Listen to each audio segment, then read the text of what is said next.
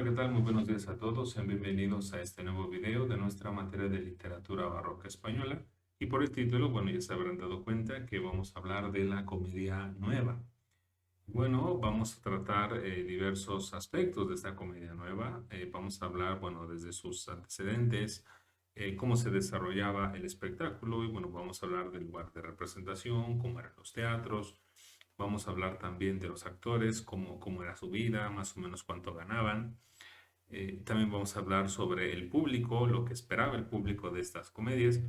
También le vamos a dedicar un espacio a la doctrina de Lope de Vega, que está expuesta esencialmente en el arte nuevo de hacer comedias de ese tiempo. Claro, por supuesto, también podríamos extraer toda la doctrina de Lope a partir de sus comedias, pero pues, simplemente nos vamos a quedar con un texto teórico que el propio dramaturgo escribió.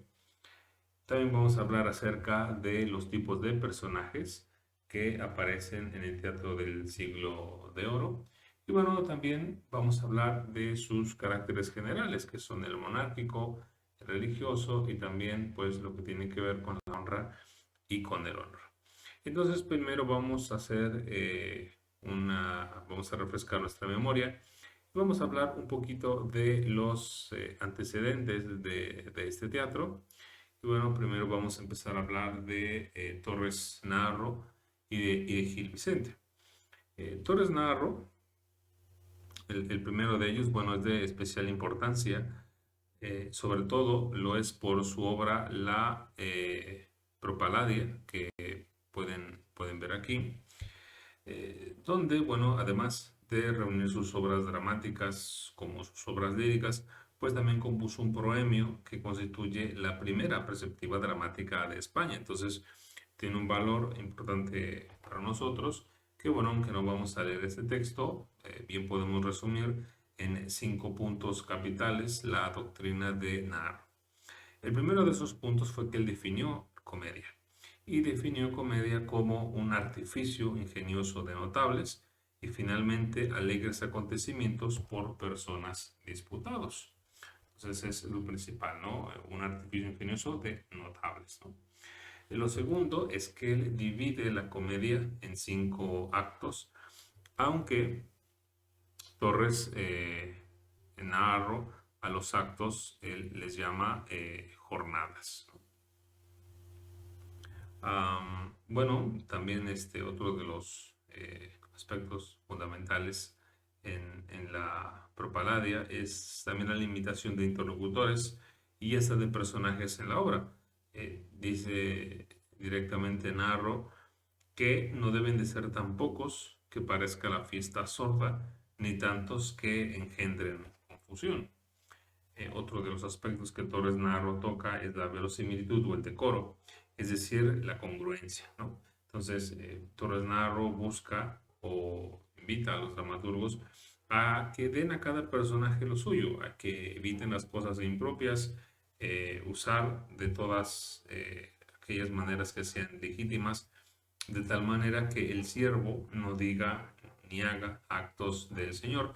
Un poquito aquí recordando la poética de Aristóteles, que los personajes, bueno, deben de actuar, deben hablar de acuerdo a su categoría, a su nivel social, aunque bueno, Aristóteles recordarán que iba más allá, incluso una mujer, un hombre de determinada condición no se deberían de vestir de otra manera, por supuesto, a menos que eso, bueno, eso sobre todo con respecto a la tragedia, quizá con la comedia sería otra cosa, pero respecto a la tragedia, bueno, pues recordarán que Aristóteles había comentado eso. Y bueno, el último de los puntos, y este quizá es uno de los más importantes para nosotros, es que Torres Narro divide las comedias en 2 tipos. La primera de ellas van a ser las comedias a noticia y las segundas van a ser a fantasía. Eh, las primeras de ellas, bueno, son las que se basan en un hecho real o que se ajustan a la realidad. Mientras que las comedias a fantasía son las que se basan en algo imaginario o en algo fingido, aunque tenga algo de verdad, ¿no? O tenga un color de verdad. A la par con Torres Navarro, bueno, también está la figura de Gil Vicente, que bueno, de él nos interesa su tragicomedia Don Duardos, que es una obra que ha sido celebrada por su lirismo, también por la unión entre los libros de caballería y los galanes renacentistas. En ella, el personaje Don Duardos, bueno, se enamora de Flérida, hija de Palmerín, emperador de Constantinopla. El nombre quizá le suena porque ha aparecido en algunas ocasiones en el Quijote. Y bueno, Don Duardos, para poder cortejarla con el fin de ser amado eh, por sí mismo y no por su nobleza, pues se disfraza de jardinero. Entonces Flérida se enamora de él y decide huir con él y bueno, ya embarcados, Don Duardos pues le revela su verdadera personalidad, ¿no? Sobre esta pieza destaca el crítico e historiador Ignacio Arellano que se anuncia la sensibilidad para lo popular y lo tradicional que marcará tan decisivamente el teatro de Lope de Vega. ¿Por qué? Porque aparece simplemente un personaje común, un personaje de la vida cotidiana a nivel del pueblo, como lo es el jardinero. Entonces son algunos de los elementos que más tarde los que se va a aprovechar Lope de Vega para su comedia nueva. Luego, también de igual importancia es la comedia italiana. De hecho, con justa razón se dice que las compañías italianas en buena medida impactaron el teatro español y prácticamente sin su presencia no hubiera sido posible de la manera en que se desarrolló el teatro en España. Algunos factores, como la llegada al trono papal de españoles como Calixto II o también Alejandro VI, bueno, pues favorecieron el contacto y migración entre ambas penínsulas, entre la italiana y la española, por supuesto.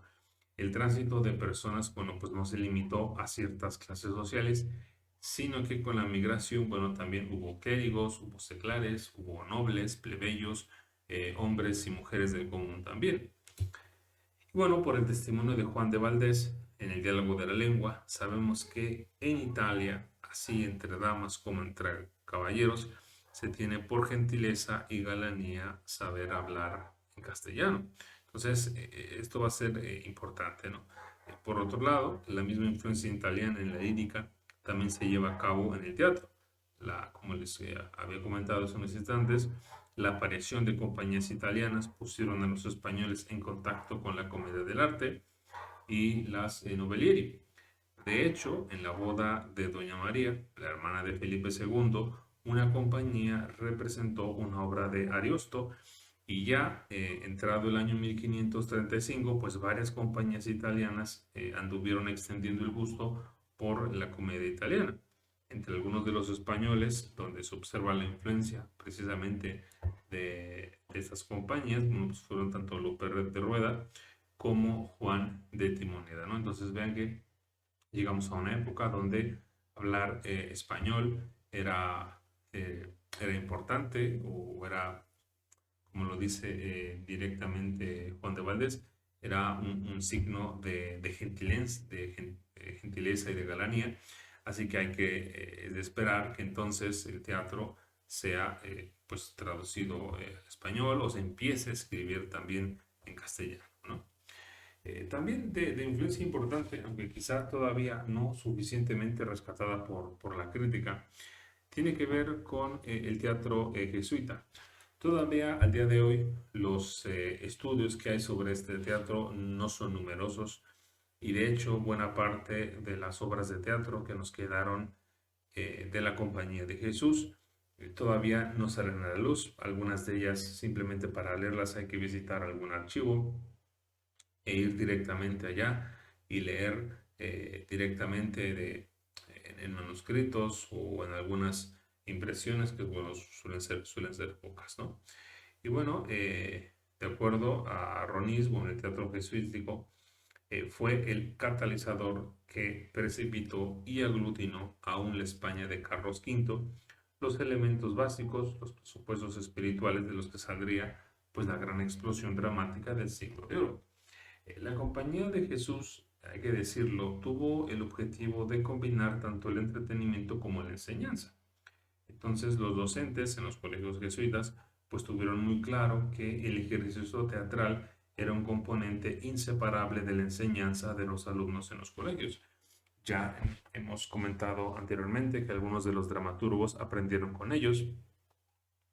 De hecho, por ejemplo, también ya había comentado por ahí que Juan Ruiz de Alarcón estudió en un colegio jesuita.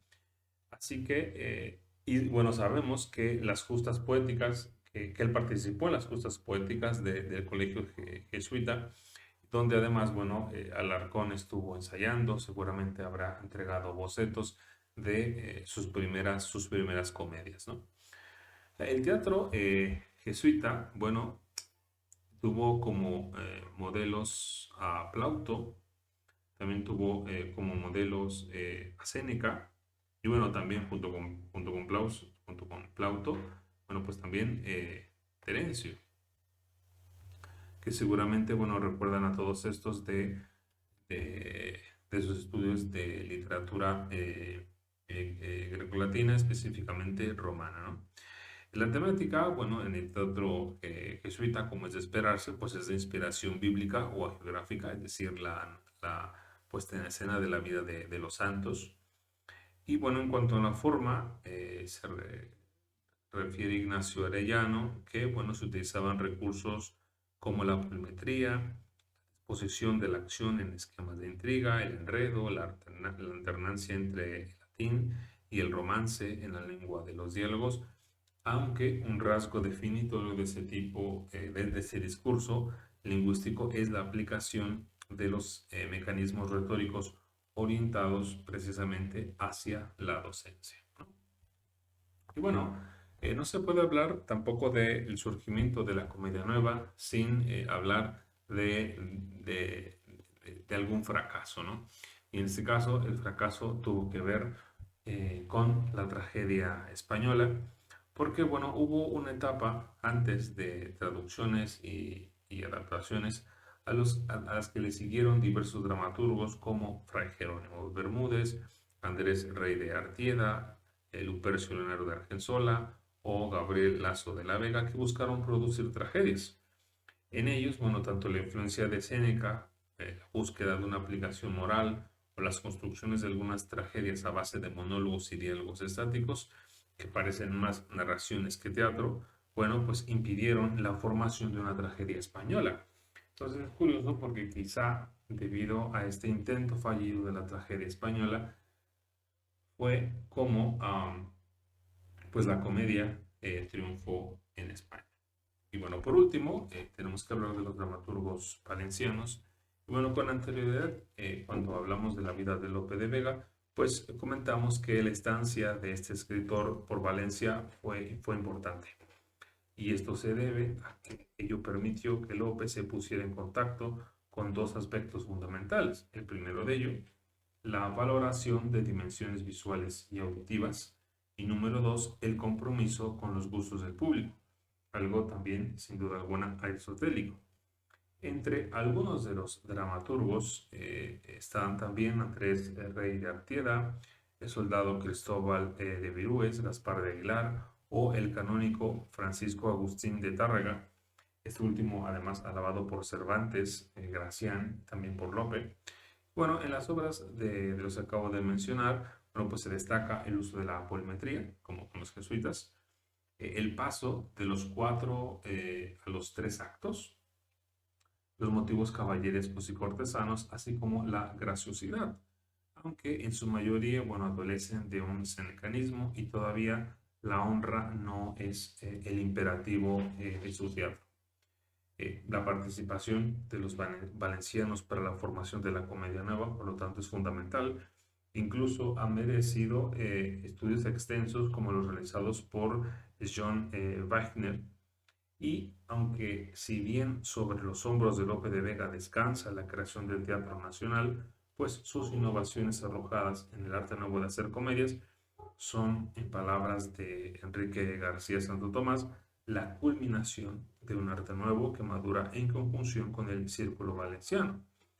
De hecho, hay que decirlo, los primeros valencianos aprobaron el arte nuevo de hacer comedias de Lope de Vega y además defendieron a Lope de Vega cuando llegaron las controversias sobre la licitud del teatro o simplemente todas aquellas que se suscitaron debido a que Lope de Vega en su arte nuevo, bueno, pues estaba abriendo nuevos caminos para el teatro con los que no todos estaban de acuerdo. Entonces, esto nos sirve para un pequeño, como un pequeño resumen de, bueno, lo que contemplaría un curso anterior sobre el teatro como tal renacentista. Y bueno, entonces, habiendo dicho esto, entonces, bueno, sí podemos pasar en nuestras próximas sesiones a hablar del espectáculo, de la doctrina lopista, de los personajes y de sus caracteres generales. Pues bien, entonces les deseo que pasen un muy buen día y hasta la próxima.